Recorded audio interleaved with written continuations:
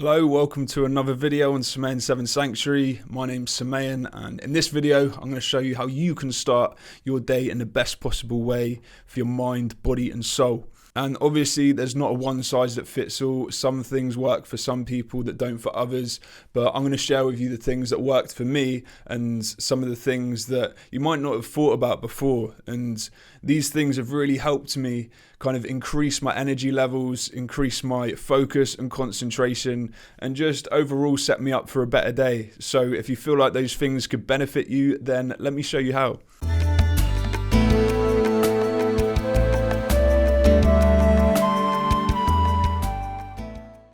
So to start the day off in the right way, there's 5 things that I think you need to do. And the first one's probably going to be the weirdest out of all of them, but hear me out, it's actually got some reasoning behind it.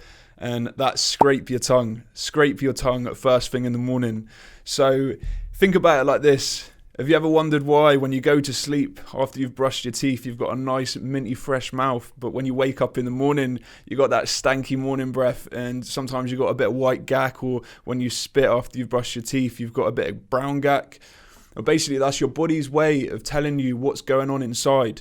So when your body's asleep and when it's resting, during the night it detoxifies itself and those toxins go onto your tongue.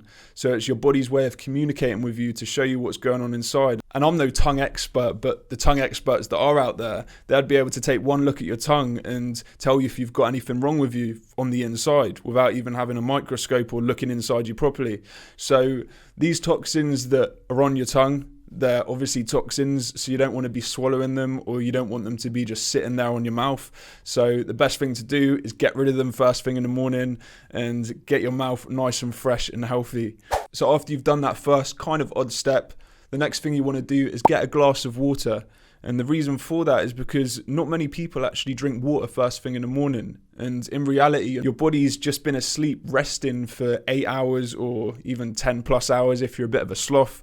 But your body's craving water, and it tells you that by when you go for a pee in the morning. Another way of your body communicating with you. Your pee's kind of discolored and yellow. It should be clear when you're hydrated. So your body obviously needs to get water inside it. And if you didn't know, everything from your skin to your heart to your lungs to your kidneys, everything is mainly comprised of water. So the fact that the majority of your body is made up from water, it kind of tells you that it's probably a good thing to get that in you first thing in the morning after you've been deprived of it throughout the night.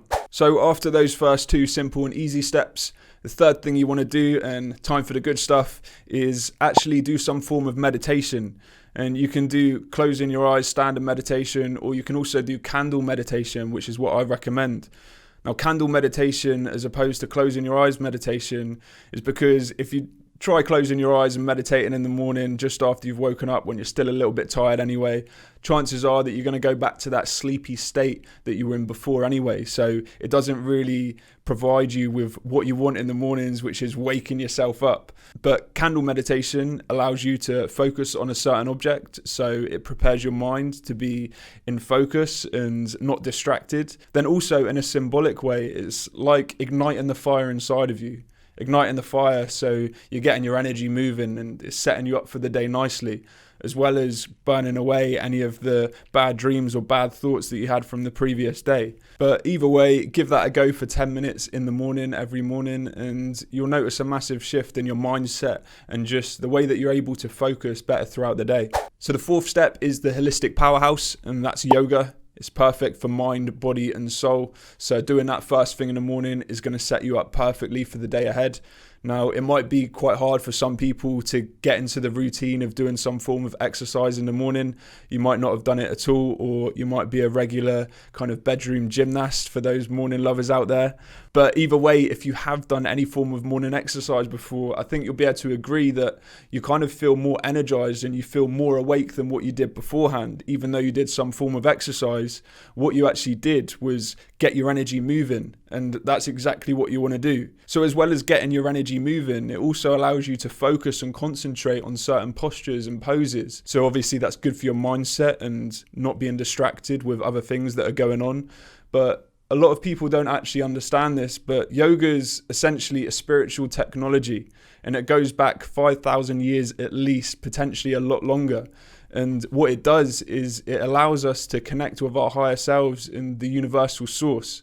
And you might not have that connection straight away, but after you've been doing it consistently for a certain period of time, you'll know exactly what I mean by that. So if you do start doing yoga in the morning, then I guarantee you'll notice a massive shift in your energy levels, in your mindset, and just your being overall. And you'll definitely notice a difference on the days that you don't do yoga. So for the fifth step, I feel like this might be one that you probably will want to avoid at first, but trust me on this one, it's something that I can't go without now. And even though I don't usually want to do it first thing in the morning, after I've done it, I feel good and I feel energized and I feel exactly how I want to be feeling to start my day. And that is cold showers. And don't be afraid by cold showers. It's just a bit of cold. The way that you feel afterwards is so worth it. And I actually got this idea off Wim Hof. If you know who Wim Hof is, he's known as the Iceman. He does loads of crazy stuff in the ice. And obviously he does it for a lot longer than what we would probably like to do it. So don't feel like you need to be doing it for 10 minutes or 5 minutes every day. I feel like just doing a quick 20-30 second blast at the end of a warm shower is better than nothing. And when you think of cold water, you obviously don't enjoy it. No one enjoys going in cold water like that. But the way that it makes you feel afterwards is so rewarding. When you're in that moment, when you're under a cold shower, you're so present. You're so present, you may as well wrap a bow around your head and sit under a Christmas tree. You're truly present in the moment because it's hard to think of anything else other than just being there in that moment. So that sets your mind up again for being focused, being present, being aware, and you also create a little victory for yourself. After you've done it, you feel some kind of sense of achievement. You didn't really want to do it, and you didn't really want to have a cold shower and put yourself through that discomfort. But after you've done that, you feel like you've achieved something, and that sets you up for the day in that space of saying, yes, I can do this, instead of, nah, I'd rather not. And it's all a subconscious thing. You might not feel like that will make a massive difference, but all those little things that usually annoy you throughout the day, or that you don't want to do, tasks that you avoid doing, you end up doing them and not thinking about it because you're in that mindset of just saying yes to things and just doing things instead of debating it and putting it off. So anyway, there's 5 things that you can do in the morning to start your day in the best possible way. If you feel like I might have missed anything out, then leave a comment and let me know about it. But give it a try. Let me know what you think. I'll see you in the next one.